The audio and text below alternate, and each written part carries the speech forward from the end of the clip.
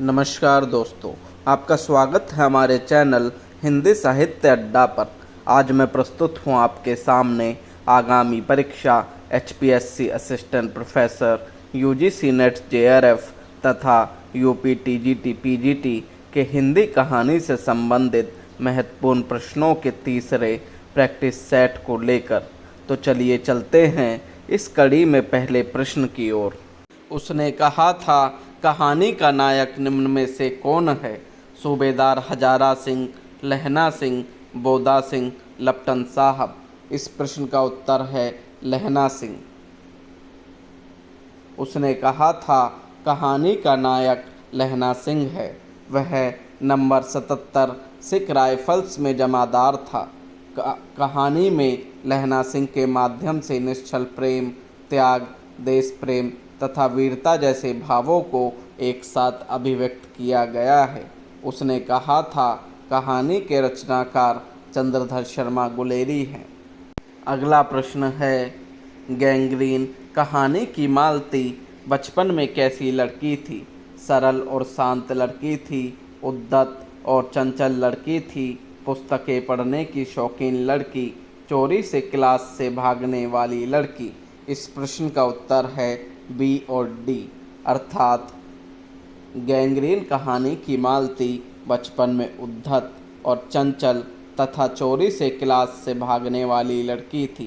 Gangrene कहानी के रचनाकार अज्ञे है। अज्ञे की प्रमुख कहानियाँ हैं रोज, जिसे गैंग्रीन नाम से भी जाना जाता है, विपतगा, शरणदाता, परंपरा, कोठरी की बात, शरणार्थी, जयदोल, यह तेरे प्रतिरूप, अमर वल्लरी इत्यादि। अगला प्रश्न है, कहानी में इतिवृत्त हो तो है, यानी उसमें स्थिति से स्थित्यंतर अर्थात जीवन गति होनी चाहिए। काल का कुछ स्पंदन, कुछ तनाव अनुभव हो, वही तो कहानी का रस है। कहानी के विषय में उपर्युक्त विचार किस लेखक के हैं? जैनेन्द्र कुमार, राजेंद्र यादव, यशपाल, ईलाचंद्र जोशी। इस प्रश्न का उत्तर है जैनेन्द्र कुमार। कहानी के विषय में उपर्युक्त विचार जैनेन्द्र कुमार का है।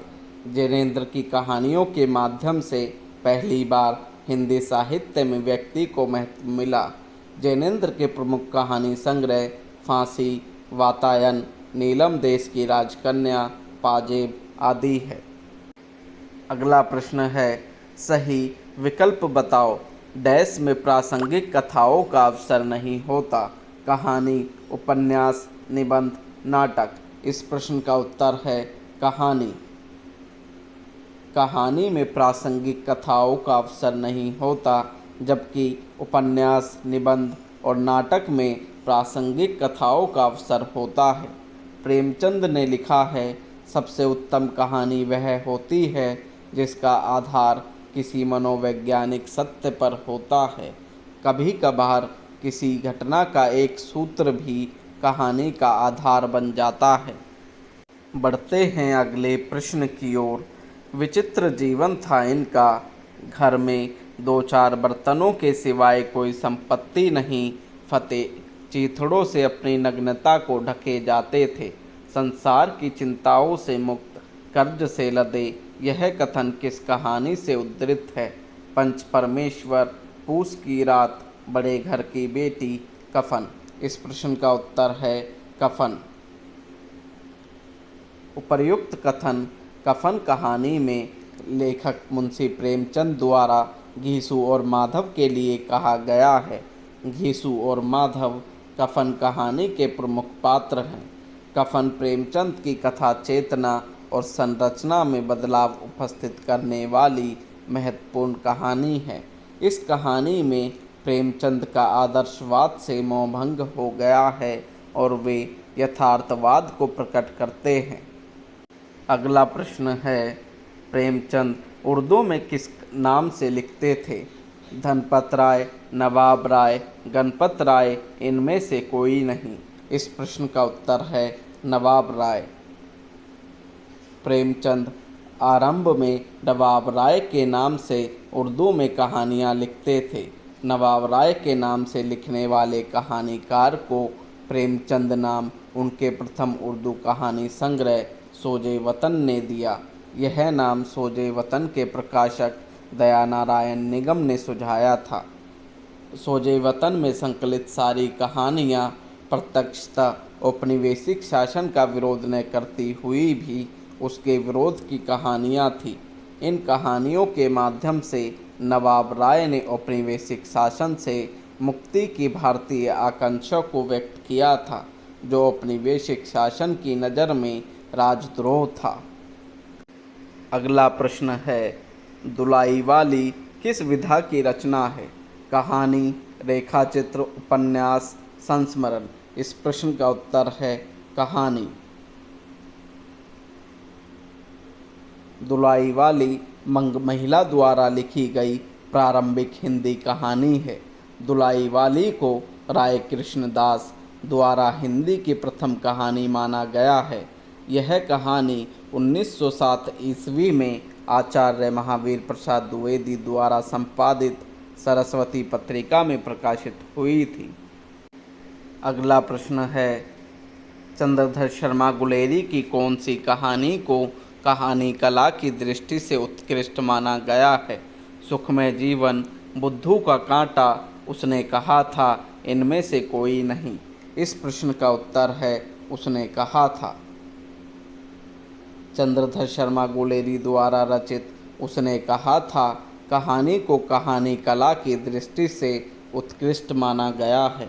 भाषा व परिवेश की एकरूपता इस कहानी की शक्ति है। उसने कहा था फ्लैशबैक अर्थात पूर्वदीप्ति पद्धति पर लिखी हिंदी की प्रथम कहानी है। अक्सर प्रतियोगी परीक्षाओं में यह पूछ लिया जाता है कि हिंदी की प्रथम फ्लैशबैक या पूर्वदीप्ति पद्धति पर लिखी कहानी कौन सी है, तो इसका उत्तर होगा उसने कहा था। प्रथम कहानी है जिसमें फ्लैशबैक अर्थात पूर्वदीप्ति पद्धति का प्रयोग किया गया है। इस कड़ी में अगला प्रश्न है, प्रेमचंद की कौन सी कृति अंग्रेजों द्वारा जब्त कर ली गई थी?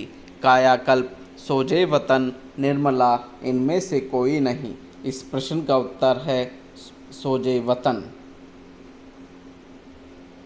प्रेमचंद द्वारा लिखित उर्दू कहानियों के संग्रह सोजे वतन को अंग्रेजों ने जब्त कर जलवा दिया था।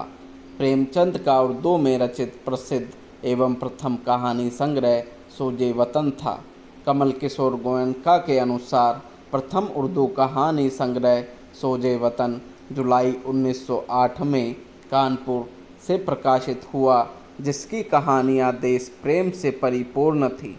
कलेक्टर ने सेडिशन अर्थात राजद्रोह के आरोप में इसकी 700 बची प्रतियों को आग में जलवा दिया।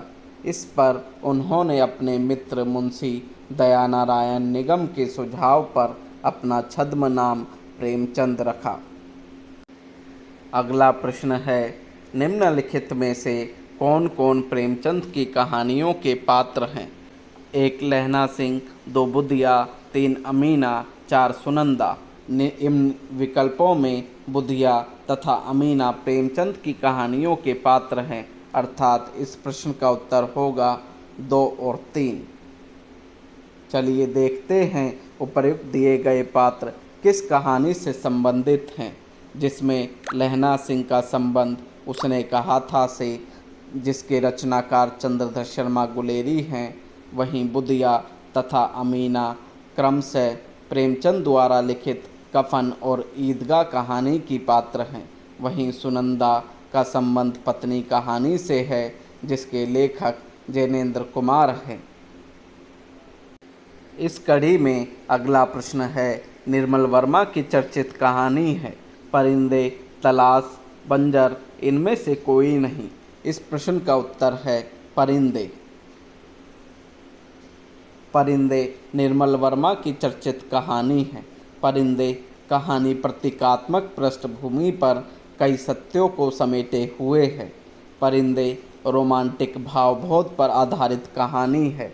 इसमें पहाड़ी क्षेत्र में कॉन्वेंट स्कूल की शिक्षिका लतिका के दुख और तथा अकेलेपन का चित्रण है। अगला प्रश्न है, राजा निर्बंसिया कहानी के लेखक हैं? यशपाल, कमलेश्वर, हरिशंकर परसाई, रविंद्र कालिया। इस प्रश्न का उत्तर है कमलेश्वर। राजा निर्बंसिया कमलेश्वर की सर्वाधिक चर्चित कहानी है। कमलेश्वर की प्रमुख कहानियाँ हैं राजा निर्बंसिया, कस्बे का आदमी, खोई हुई दिशाएं, मांस का दरिया, बयान, आज़ादी मुबारक इत्यादि। राजा निर्बंसिया कहानी में जगपति के अंतर्द्वंद, पारिवारिक तनाव और तथा कर्ज के बोझ से उपजी मजबूरी और घुटन का चित्रण किया गया है। अगला प्रश्न है, हिंदी की पहली कहानी लेखिका है? चंद्रकिरण सोनरेखा, बंगमहिला, होमवंती देवी, चंद्रमुखी ओझा। इस प्रश्न का उत्तर है बंगमहिला। बंगमहिला को हिंदी की पहली कहानी लेखिका माना जाता है। बंगमहिला का वास्तविक नाम राजेंद्र बाला घोष था। बंगमहिला की प्रमुख कहानियाँ चंद्रदेव से मेरी बातें, कुंभ में छोटी बहू, दुलाई वाली, भाई बहन, दालिया, हृदय परीक्षा इत्यादि हैं। अगला प्रश्न है, कहानी का तत्व नहीं है? रंगमंच, देश काल वातावरण, कथावस्तु, चरित्र चित्रण। इस प्रश्न का उत्तर है रंगमंच। रंगमंच कहानी का तत्व नहीं है, अपितु इसका संबंध साहित्य की नाटक विधा से है। कहानी के मूलतः 6 तत्व माने जाते हैं, जिनमें पहला है कथावस्तु, दूसरा चरित्र चित्रण, तीसरा संवाद, चौथा देश काल वातावरण, पांचवा उद्देश्य, छठा है भाषा शैली। कहानी के तत्वों में सर्वाधिक और आवश्यक तत्व कथावस्तु है, जिसे कथानक भी कहा जाता है। बढ़ते हैं अगले प्रश्न की ओर। प्रेमचंद की किस कहानी में बाल चरित्र का अनोखा वर्णन है? शतरंज के खिलाड़ी, कफन, सभ्यता का रहस्य, ईदगाह। इस प्रश्न का उत्तर है ईदगाह। प्रेमचंद की कहानी ईदगाह में बाल चरित्र का अनोखा वर्णन किया गया है। आर्थिक अभाव बाल मन की सभी अभिलाषाओं को दबाकर प्रौढ़ की भांति सोचने पर कैसे विवश कर देता है। ईदगाह कहानी में हामिद के माध्यम से प्रेमचंद यही संदेश प्रस्तुत करते हैं। कहानी में मानवीय संवेदना और जीवनगत मूल्यों के तथ्यों को जोड़ा गया है। अगला प्रश्न है, फणीश्वरनाथ रेणु की कौन सी कहानी है? रसप्रिया, रस आखेटक, रसिक प्रिया, प्रिया नीलकंठी। इस प्रश्न का उत्तर है रसप्रिया। रसप्रिया फणीश्वरनाथ रेणु की प्रसिद्ध कहानी है। फणीश्वरनाथ रेणु की प्रमुख कहानियाँ हैं रसप्रिया, लाल पान की बेगम, ठुमरी, आदिम रात्रि की महक, अग्निखोर, अच्छे आदमी, ठेस, पंचलाइट, तीसरी कसम उर्फ मारे गए गुलफाम इत्यादि। रसिक प्रिया केशवदास द्वारा रचित रीति ग्रंथ है तथा प्रिया नीलकंठी व रस आखेटक कुबेरनाथ राय द्वारा रचित निबंध हैं। चलते हैं अगले प्रश्न की ओर। समांतर कहानी आंदोलन के प्रवर्तक हैं धर्मवीर भारती, कमलेश्वर, राजेंद्र यादव, मोहन राकेश। इस प्रश्न का उत्तर है कमलेश्वर। समांतर कहानी आंदोलन के प्रवर्तक कमलेश्वर हैं। समांतर कहानी आंदोलन का सूत्रपात सारिका पत्रिका के माध्यम से हुआ था। समांतर से तात्पर्य कहानी को आम आदमी के जीवन की परिस्थितियों और समस्याओं के समानांतर प्रतिष्ठित करने के प्रयास से है। अगला प्रश्न है, कफन कहानी में घीसू और माधव कफन के पैसे का क्या करते हैं? पुड़िया खरीद कर खाते हैं, बोतल भर शराब पीते हैं, उपर्युक्त दोनों काम करते हैं। इनमें से कोई काम नहीं करते। इस प्रश्न का उत्तर है उपर्युक्त दोनों काम करते हैं। अर्थात कफन कहानी में घीसू और माधव कफन के पैसे से पुड़िया खरीद कर खाते हैं तथा बोतल भर शराब भी पीते हैं। कहानी में घीसू और माधव से प्रेमचंद दिखाते हैं कि भूख और गरीबी व्यक्ति को किस हद तक संवेदनहीन बना सकती है। यह कहानी अर्थमूलक यथार्थ के कई जटिल आयामों को एक साथ उद्घाटित करती है। अगला प्रश्न है, किस सदी में गद्य में एक नई विधा का विकास हुआ जिसे कहानी के नाम से जाना जाता है? 8वीं सदी, 19वीं सदी, 21वीं सदी, 16वीं सदी। इस प्रश्न का उत्तर है 19वीं सदी। 19वीं सदी में गद्य में एक नई विधा का विकास हुआ जिसे कहानी के नाम से जाना जाता है। 10 जुलाई 1800 ईस्वी में फोर्ट विलियम कॉलेज की स्थापना हुई थी। इसके बाद से ही गद्य साहित्य का तेजी से विकास हुआ। कहानी ने अंग्रेजी से हिंदी तक की यात्रा बंगला के माध्यम से की थी। बढ़ते हैं अगले प्रश्न की ओर। इनमें से नई कहानी आंदोलन के साथ कौन कहानीकार नहीं जुड़ा था? मोहन राकेश, कमलेश्वर, ज्ञान रंजन, राजेंद्र यादव। इस प्रश्न का उत्तर है ज्ञान रंजन। ज्ञान रंजन नई कहानी की अपेक्षा एक कहानी आंदोलन से जुड़े हुए कहानीकार है। एक कहानी आंदोलन के प्रवर्तक गंगा प्रसाद विमल थे, जबकि राजेंद्र यादव, मोहन राकेश तथा कमलेश्वर नई कहानी आंदोलन के प्रवर्तक हैं। नई कहानी आंदोलन का आरंभ वर्ष 1956 ईस्वी में हुआ था। अगला प्रश्न है, निर्मल वर्मा का पहला कहानी संग्रह है। जलती झाड़ी, बीच बहस में, परिंदे, कौवे और काला पानी। इस प्रश्न का उत्तर है परिंदे। निर्मल वर्मा का पहला कहानी संग्रह परिंदे है। निर्मल वर्मा का कहानी संग्रह का क्रम इस प्रकार है: परिंदे 1960 ईस्वी, जलती झाड़ी 1965 ईस्वी, पिछली गर्मियों में 1968 ईस्वी, बीच बहस में 1973 ईस्वी, कौवे और काला पानी 1983 ईस्वी तथा सूखा तथा अन्य कहानियाँ 1965 ईस्वी। डॉक्टर नामवर सिंह ने निर्मल वर्मा के प्रथम कहानी संग्रह परिंदे को नई कहानी की पहली कृति माना है। अगला प्रश्न है, आधुनिक नारी अब अपनी पूरी गरिमा, देह संपदा और वास्तविक सम्मान के साथ आई है। औरतें अब औरतें हैं, वे झूठी सती या वेश्याएं नहीं हैं। इसलिए नई कहानी खलनायिकाओं से शून्य है। नई कहानी के संबंध में उपर्युक्त कथन किसका है? कमलेश्वर, राजेंद्र यादव, मोहन राकेश, निर्मल वर्मा। इस प्रश्न का उत्तर है कमलेश्वर। नई कहानी के संबंध में उक्त कथन कमलेश्वर का है। नई कहानी के केंद्र में शहरी मध्य वर्ग का जीवन है। नई कहानी का महत्वपूर्ण विषय है नारी और पुरुष के संबंधों में आए हुए बदलाव। अगला प्रश्न है, तीसरी कसम फिल्म किस लेखक की कहानी पर बनाई गई थी? प्रेमचंद, फणीश्वर नाथ रेणु, चंद्रधर शर्मा गुलेरी, जैनेन्द्र कुमार। इस प्रश्न का उत्तर है फणीश्वर नाथ रेणु। तीसरी कसम फिल्म फणीश्वर नाथ रेणु द्वारा रचित कहानी तीसरी कसम उर्फ मारे गए गुलफाम के ऊपर बनाई गई थी।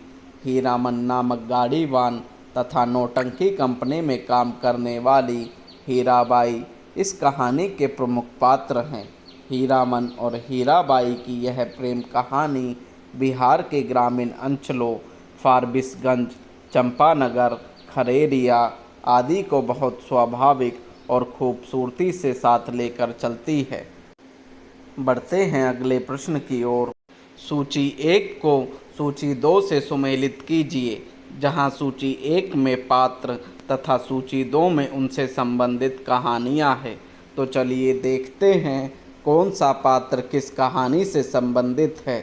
इसमें मालती का संबंध गैंग्रीन से, वजीरा सिंह का संबंध उसने कहा था से, वहीं बुद्धगुप्त का संबंध आकाशदीप से तथा लालमोहर का संबंध तीसरी कसम कहानी से है। इस प्रकार इस प्रश्न का उत्तर होगा 4, 3, 1, 2 अर्थात सी। अगला प्रश्न है, निम्नलिखित में से कौन कहानीकार प्रेमचंद युग में ही प्रतिष्ठा प्राप्त कर चुका था? कमलेश्वर, ममता कालिया, जैनेन्द्र, हरिशंकर परसाई। इस प्रश्न का उत्तर है जैनेन्द्र। जैनेन्द्र ऐसे कहानीकार हैं जो प्रेमचंद युग में ही प्रतिष्ठा प्राप्त कर चुके थे। व्यक्ति को महत्व देने वाले जैनेन्द्र पर फ्रायड के साथ साथ गांधी और भारतीय दर्शन का प्रभाव भी साफ नज़र आता है। उन्होंने अपनी कहानियों में मानव मन की सूक्ष्म परतों को उद्घाटित किया है। डॉक्टर लक्ष्मी नारायण लाल के अनुसार जैनेन्द्र मानव जीवन के सबसे बड़े कहानीकार हैं। बढ़ते हैं अगले प्रश्न की ओर। प्रेमचंद की अंतिम कहानी थी ईदगाह, कफन, ठाकुर का कुआं, बड़े घर की बेटी। इस प्रश्न का उत्तर है कफन। प्रेमचंद की अंतिम कहानी कफन है। कफन कहानी चांद पत्रिका के अप्रैल 1936 ईस्वी अंक में प्रकाशित हुई थी। यह कहानी चरमराती सामंती व्यवस्था के खात्मे का ऐलान करती है। यह कहानी दलित वर्ग के लोगों की आज़ादी की लड़ाई की कहानी भी है। इस कहानी में आधुनिकता के कई मुद्दे उठाए गए हैं। अगला प्रश्न है, इनमें से कौन सी हिंदी की पहली कहानी मानी जाती है? इंदुमती, 11 वर्ष का समय, दुलाई वाली। इनमें से कोई नहीं। इस प्रश्न का उत्तर है इंदुमती। आचार्य रामचंद्र शुक्ल के अनुसार किशोरीलाल गोस्वामी कृत इंदुमती हिंदी साहित्य की प्रथम कहानी है। हिंदी कहानी को प्रारंभिक महत्व सरस्वती पत्रिका ने दिया था। रामचंद्र शुक्ल द्वारा निर्दिष्ट प्रारंभिक हिंदी कहानियाँ हैं इंदुमती, गुलबहार, प्लेग की चुड़ैल, 11 वर्ष का समय, पंडित और पंडितानी, दुलाई वाली। ये सभी कहानियाँ सरस्वती पत्रिका में छपी थी। अगला प्रश्न है, नई कहानी की विशेष उपलब्धि किस क्षेत्र में रही है?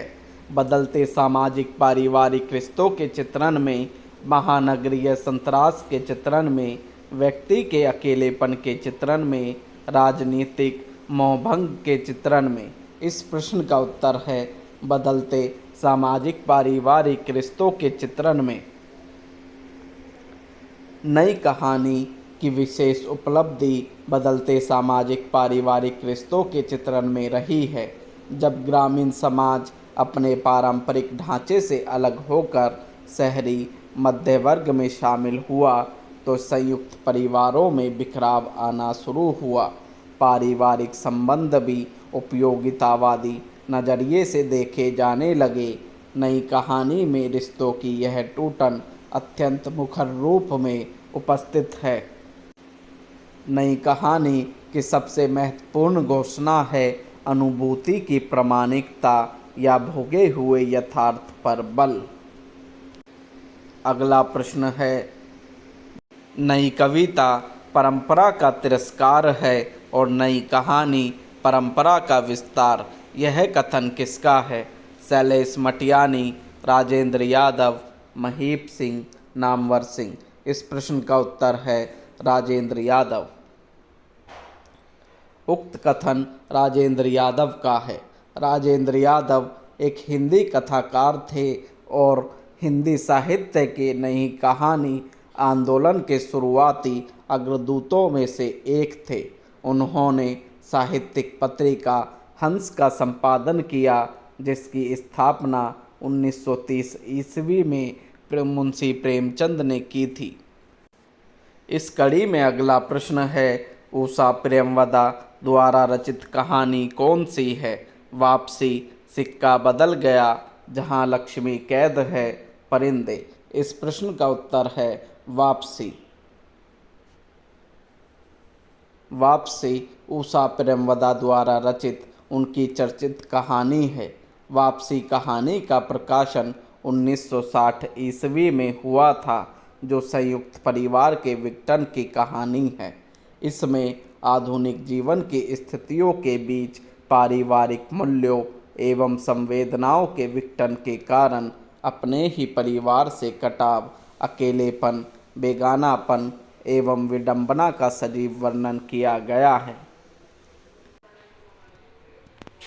इस प्रश्न के साथ ही आज की वीडियो को समाप्त करते हैं तथा इससे संबंधित और प्रश्नों के लिए जुड़े रहिए हमारे चैनल से और हमारे चैनल को लाइक, शेयर तथा सब्सक्राइब करना बिल्कुल न भूलें। साथ ही इस वीडियो को पूरा देखने व सुनने के लिए आपका बहुत बहुत धन्यवाद।